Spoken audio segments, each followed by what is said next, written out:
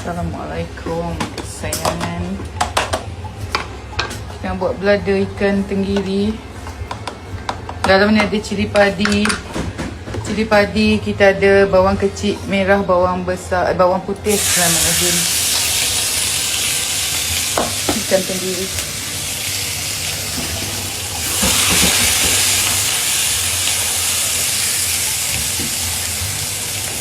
Mengapa aku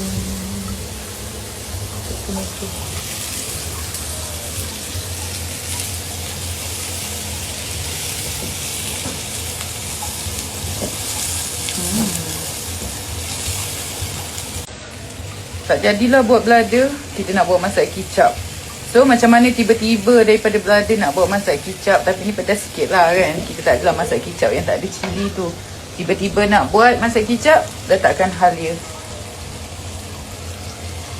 Letak halia.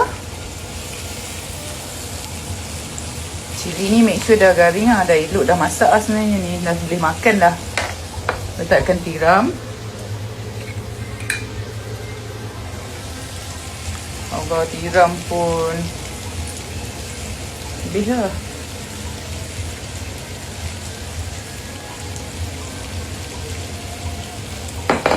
Letakkan minyak bijan sikit.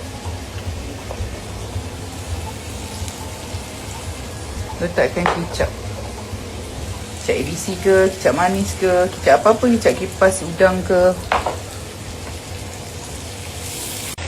Okay, dah masak semua cantik elok dah. Letakkan apa, garam sikit je. Aji cukup.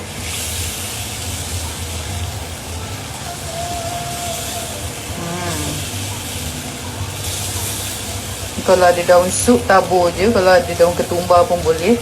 Tapi sebab barang tak ada kan, ini pun dah cukup sedap lah ni. Jadi dah ada tomato ngam pedas. Okay guys.